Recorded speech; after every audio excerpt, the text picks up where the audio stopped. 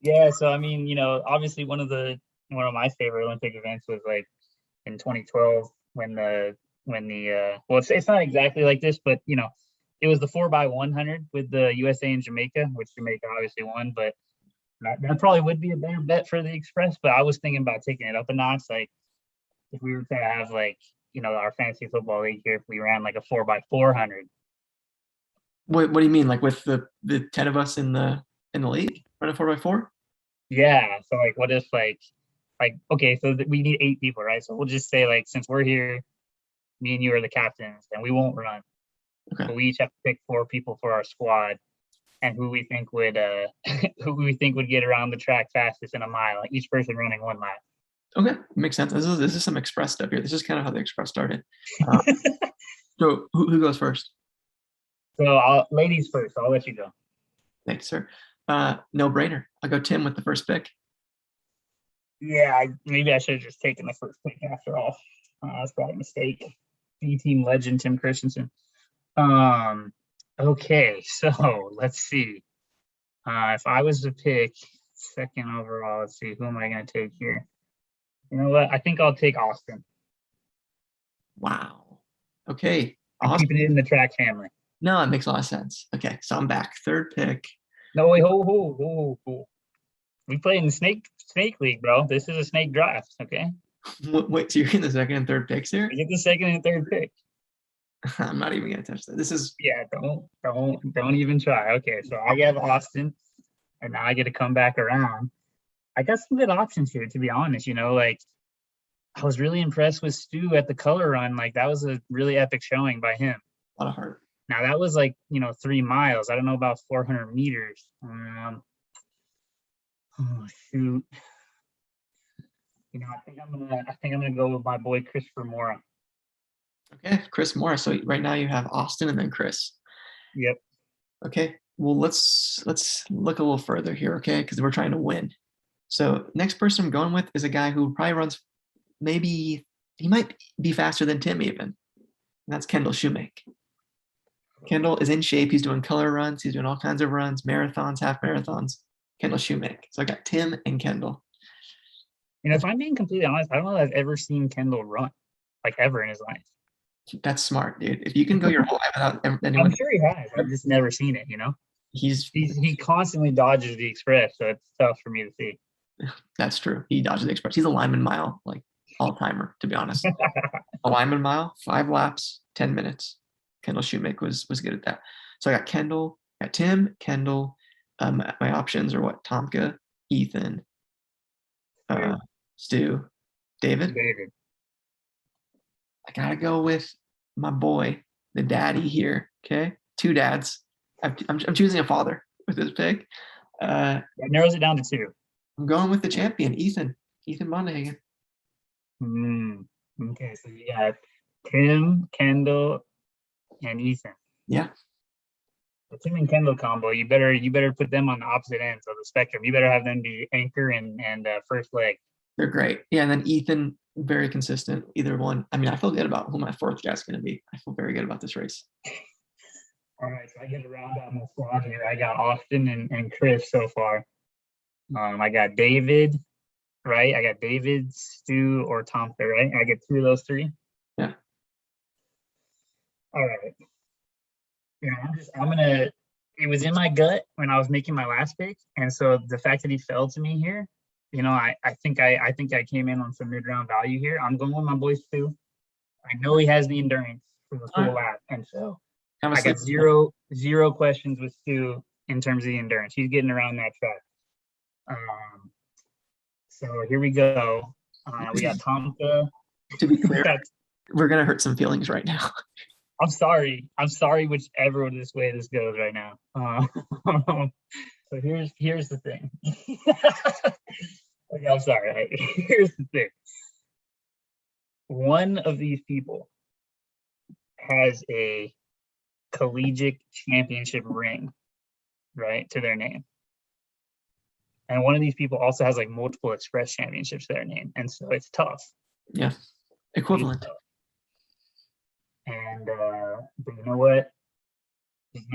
There's no way I can disrespect my own family like that. I gotta take David. I gotta take David. That's not fair, dude. That's the one dude I wanted was David, and I wanted to get him as Mr. Irrelevant. Mr. Batista as Mr. Irrelevant doesn't happen.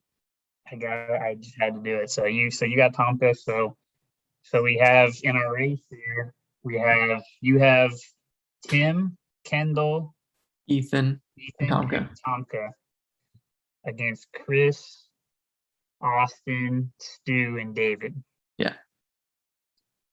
I'm feeling very good.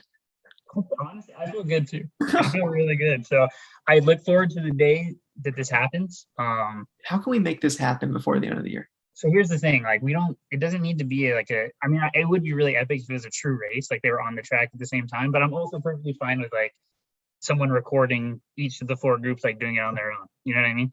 Yes. Let's make it happen. We have the Slack. That way we only need four people out there at a time. We need one person to film them and we'll time it and we'll see what happens.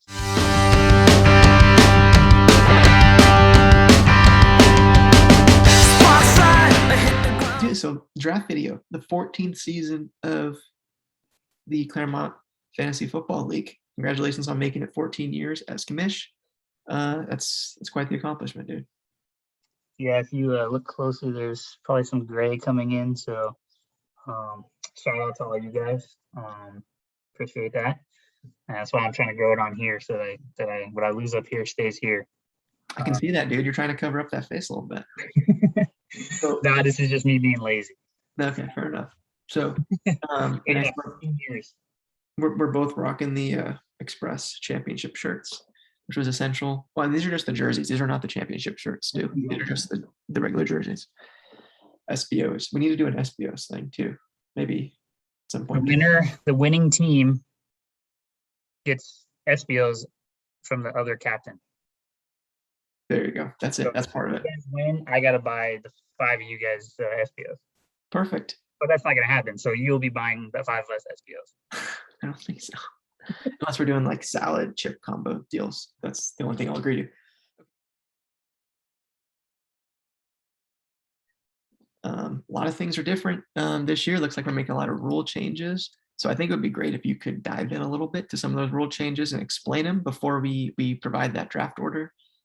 Because I know we have the Slack open. There might be some confusion, but I really like the changes here. Spoiler alert. There was lots of debate and people frustrated with some things, love some things. So, Kamish, can you take it away? Can you clarify? Yeah, absolutely. Thanks for that segue. So, I'll keep it simple and maybe get a little more complicated as we go along. First things first. Last year we added the extra, spot on the roster, right, and also an extra IR spot just because of the weirdness that was going to go on with COVID. We're going to go ahead and take that back this year. I think the NFL has been pretty strict on the rules they've said about they're not going to be canceling games, they're not going to be rescheduling games, they're just going to make you forfeit. And so there could be some weirdness with that, but there should never really be any weirdness with the IR spots with people going on the COVID list at weird times. And if it does happen, I'll be flexible. I'll be as flexible as I can be. But yeah, so that's the first thing is taking off that bench spot and the IR spot. So back to a standard 16-round draft. After that, the quick update is not a rule change, but trade deadline, just for everyone to know, is going to be December 4th. That's the latest date that I could put it. Obviously, the season's a week later with the 18 weeks now, which is a good segue into my next change, which is obviously with an additional week. We kind of have some options here about how to use that additional week for fantasy. And so the first thought is either you add a regular season week or you add a playoff week, right? And so we kind of like the playoff format we have, the 3 weeks. We don't really want to go back to a 2-week championship. And so what we're going to do is add an extra regular season week. So have your standard 2 matchups in division, that's 8. 1 matchup outside your division, that's 5, that's 13. So that leaves us with 1 more matchup to account for. And so we're going to try something a little bit new here that I know Nick's been talking about for quite a while, which is kind of like a free-for-all week. We're going to do this in week 1, and it's going to be, you might have matchups listed on Yahoo, but you will really not be playing anybody. You're just trying to score as many points as you can. Top 5 scorers in the league get a W, and the bottom 5 scorers get an L. And so, maybe that'll be the future of this league. Who knows? It's a good little test for us. And so that's what we're going to do week 1, kind of switch it up, and then we'll fall back into our standard 13-week schedule for that. That'll be fun. Last 2 things before I kind of jump into the bigger thing is for the flex spot. I know I posted it in the Slack a couple days ago. We're going to go ahead and change our flex spot. Our original idea was to get rid of running back and make it only a wide receiver and tight end. And after some further discussions, we've decided to just take that one step further and make it just a wide receiver spot. So really, there's not really a flex spot anymore. And I'll probably just change that and update that. So you'll have 1 quarterback, 2 running backs, 3 wide receivers, 1 tight end, and then your defensive kicker. So that's what it's going to look like.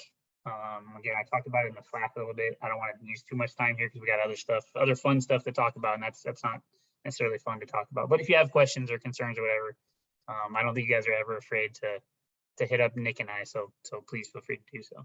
So last thing, we talked about this in the Slack as well. But again, just in case you didn't see it, we voted. We're all about democracy here. Shadow government, which is Laverne, California now. And the city of Los Angeles. I'm still working on the city. That's a large city though. We're keeping the 1 point PPR. And so I think that kind of flows well with our 3rd wide receiver as the no more flex spot. So that's that. The last rule change that I'm going to touch on real quick, and maybe Nick can give a quick commentary, is the whole keeper deal where we're still keeping 2 keepers. We also add a little bit of wrinkle here where you can also do this auction style, which doesn't replace any of your keeper spots. You can still only do 2 of these, whether you keep, you keep 2, auction none, you keep 1, auction 1, or you auction 2, keep none. Still got to be a total of 2. And so it's a cool little wrinkle to do the auction. Again, I'm not going to get into the crazy details. Maybe I'll let Nick do a quick spark notes of it. Yeah, guys, the real quick on the keeper auctions. And again, I don't know if anyone's going to actually do an auction this year.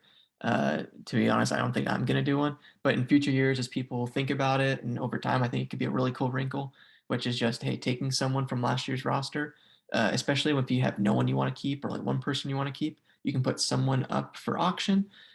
You can see if anyone in the league wants to bid on that player, and the best bid that you get, let's say it's a player who could be kept for a 14th round, but you don't really want to keep him. Someone offers a 6th rounder for him.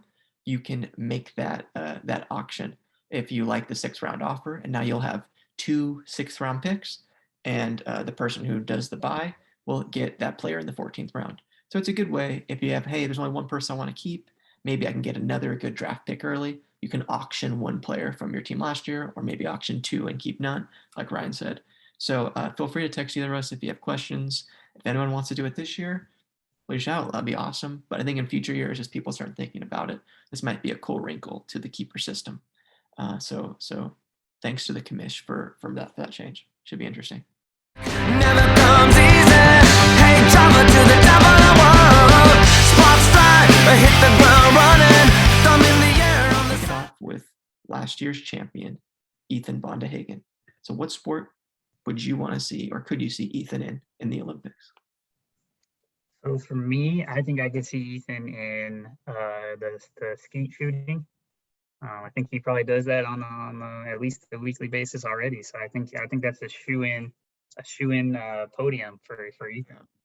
Next person up, I got our last year's runner-up, Kendall Shoemake. To me, thinking of the event that I think he'd be best in, I got to go Greco-Roman wrestling.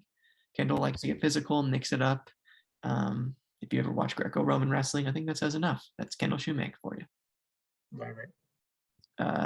Next up, we have our 3rd place finisher last year, Brandon Tomka. Yeah, so I got a good one for Tomka here. I think that I don't. Here's the thing: we'd like to see these people compete in this, right? I don't know that he would podium in this, but I'd like to see my boy Tomka out there on the pole vault. I think that'd be pretty interesting. Wow. I think you know what I'm talking about, Tomka. But we'll see if you know what I'm talking about. Give you a little wink. Okay, next up, we have our 4th place finisher last year. That's Christopher Mora. Chris Mora, for me, this was a no-brainer. I know Chris well. I know what sports he loves. We talk about the sport quite often. So the one that I see Chris competing in is handball. I know he loves to play handball, video games. He's looking for leagues recently. So Chris Mora on the handball team. But like, yeah, I think I'm probably touching on a little bit of the same thing you were thinking of. With Chris here, we get a lefty, and so it's our only lefty we get to talk about here. So that adds another factor. And so I don't know. I don't watch enough of this sport to know if there's a lot of lefties, but I feel like lefty would bring a whole different dynamic to the table tennis field. I think that'd be really interesting. No, totally right. Unconventional. If you can get an unconventional grip and a You lefty, get the weird spin on it. When you talk about the lefty quarterbacks, the weird spin of the ball. If Chris can get that weird spin on it with the lefty, yeah. Game over. Okay. Next up, we have. We'll move around. We'll go to the person who won the consolation bracket, People's Champ last year, Austin Rose. Where do you see Austin Rose competing in the next Olympic Games? So I'm not going to take the obvious here with the track throwing events. That's not fun. Obviously, you could do that. But I still want to use those muscles, right? I still want to use those shoulders, and so I'm thinking like the individual rowing. Wow, I see it, man. He has that upper body strength. He'd crush it. That. Oh, that a lot of that. That's how they row, right? Now they do. Okay. For me, look, again, not going with the conventional track and field, weightlifting. I saw this event in the Olympics and I thought Austin Rose. 3 words: men's pommel horse. Yes, Austin Rose in gymnastics. We have as a country, we are not good at men's gymnastics. We need someone of Austin's seriousness, Austin's athletic ability to step in there. He'd probably be the biggest gymnast we've honestly ever had. He was like 6'2". So Austin Rose, men's gymnast, he's saving this sport for this country. He'll be the male Simone Biles. I love it. Let's go back to some playoff teams. Stu, where do you see Stu competing in the Olympics? Okay, Stu. So I did think about this one for a while, but once it came to me, it was a no-brainer. I think Stu and the beach are kind of synonymous at this point.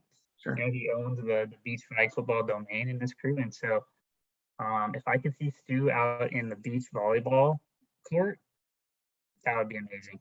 Wow, that would be special. He's got the height. Yeah. He could block there in the front.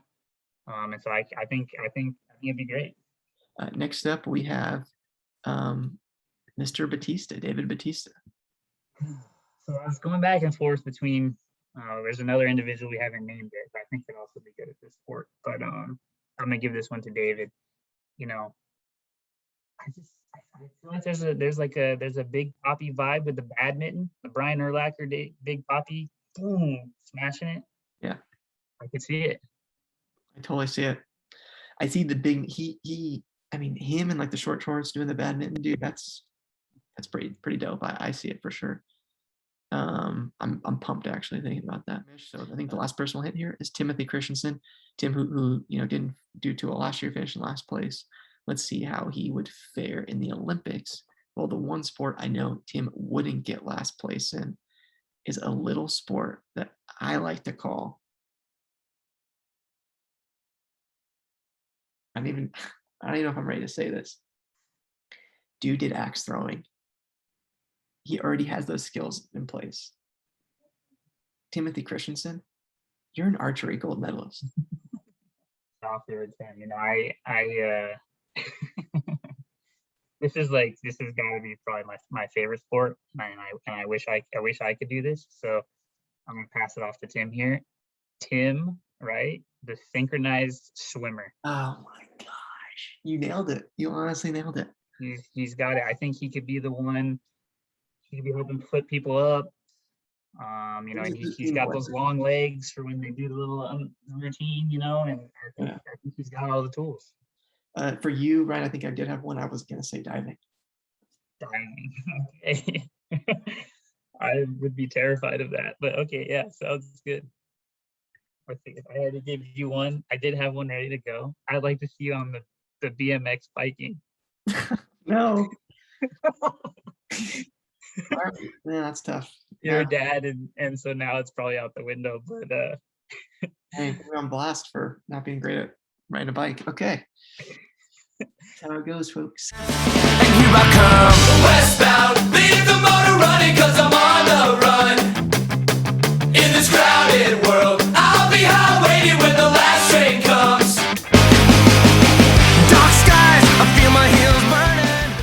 numbers first here, boys, if you don't remember, and then we I go. think you should say the number one pick first, and then we do the rest. All right, so let's get the suspense out of the way. Austin Rose won the consolation bracket. And he took the number one pick. Surprise! Shocking. Everybody does it. But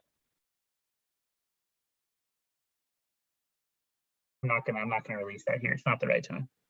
Austin was, of course, made the most controversial trade in several years last season with Chris. I know it caused a lot of debate, but he's back. Obviously after a heroic run for the Claremont Express flag football team, everyone loves Austin right now. I couldn't love him anymore. Dude's a champ, a hero. Looking forward to his season this year. The third pick. Okay. Goes to. Oh! Let's go. Let me make sure I jot this down, boys. All right, Nick number 7, Ryan number 3. Got it. Okay. So what can we say about the Hollywood Stars last year, man? I mean, heroic season for them. I would just like to say personally, look, dude, I had a kid. What can I say? I mean, that's it. Period. How can you expect more? Okay. Can't wait to clip that and show your child that when he's old enough to know and understand that you threw him under the bus when he was, still unable to walk. We'll edit that out. I'll redo it. All right. I guess we're staying in order here, boys. Number 4. Cool. Ethan. Wow, Ethan Bonnick, defending champion. Team led by J.D. McKissick and Rashard Higgins last year, won the championship. See if he can defend the Number 6. Number 6. Last year was Timothy. So, David. David Batista, Claremont Reindeers. He's had that name for a few years now. His team last year led by Todd Gurley and Tua. Really interesting. Led by Todd Gurley. Really interested to see how he performs this season. We'll see if George Kittle I think George Kittle's finally free of that prison. So that'll be interesting to see. Excited to get that guy. Number 5. In the middle of the board here. Dang, these are good picks, man. Which means that anyone after this, you're getting in dangerous territory. I'm looking at myself. Upside down, Tim. Tim Christensen, again, going to be a father this year, going to go through a lot of the things I went through last year, distractions. I don't envy Tim, and what he's going to have to go through here, the pandemic trash pandas.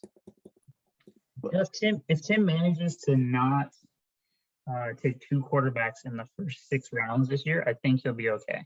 That would be a big one. It's the 2 quarterbacks. He decides to do that again, plus the kid, it could spell doom for him. Not awesome. Not awesome. Number 7. Okay. All right, here we go. Chris Mora. So let's see. He was picking number 1 last year, got Saquon, and obviously that was a bummer. I mean, let's go through this team.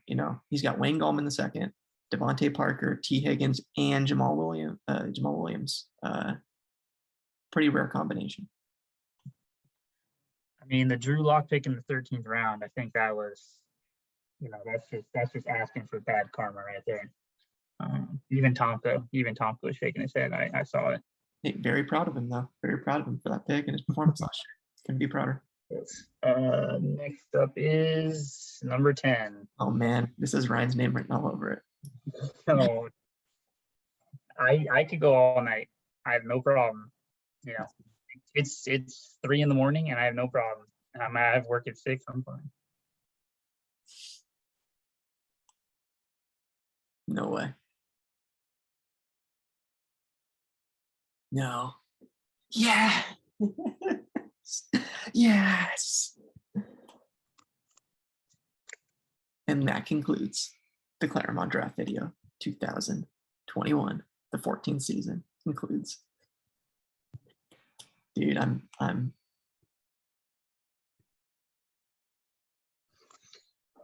My boy Travis Kelsey's gonna hold it up for me this year. I can feel it.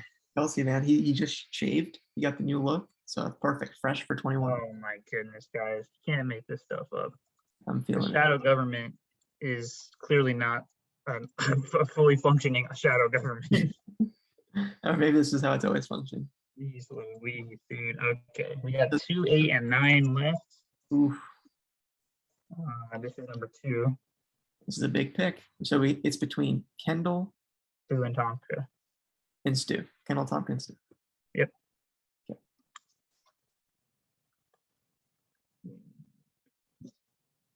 Kendall Shoemaker. It's the number 2 pick. I hate everything about this. Yeah, this is rough. Overall pick. Here goes number 9. This is so 8 and 9, so not very climactic, but between Stu and Tomka. So this is the number 9 pick. Tonka just Venmoed me $20. Yeah. Oh, well, I guess it didn't work out for you, Tonka. Sorry, that's non-refundable. Tonka with the number 9 pick. Tonka was at 8 last year, so he moved back one spot. I feel you, Tonka. I really do. Tomka last year led by Russell Gage and Deshaun Watson. I heard Watson is going to be his keeper this year. He's kind of building the team around Watson. Another, I think, longtime keeper, Tyler Lockett, I think finally freed of Tonka's grasp. So After Lockett like single-handedly eliminated me on the day of our baby shower, Lockett dropped like 55 points and like single-handedly beat me. way to go, Tonka. Way to freaking go. Here's Brandon. Read the room. Read the room, Brandon. So that left Stu with a number 8, but yeah, if you guys want to see it, there's Stu's beautiful name. Stu, Cam Akers, and Stu. So we'll go 10 to 1 here. I'll run through it. We got number 10 is me. Number 9 is Tonka. Number 8 is Stu. Number 7 is Chris. Number 6 is David. Number 5 is Tim. Number 4 is Ethan. Coming in at 3 is Nick. Number 2 is Kendall. And the consolation bracket winner, Austin, is picking it numero uno. Wow. So, Ryan, I'm sorry again, dude. Another year, another tough break. Enough about me. I hate my life. You guys all know it. So that's that. Really infinitely more excited now about the 4x4 than I am the fantasy football season at large.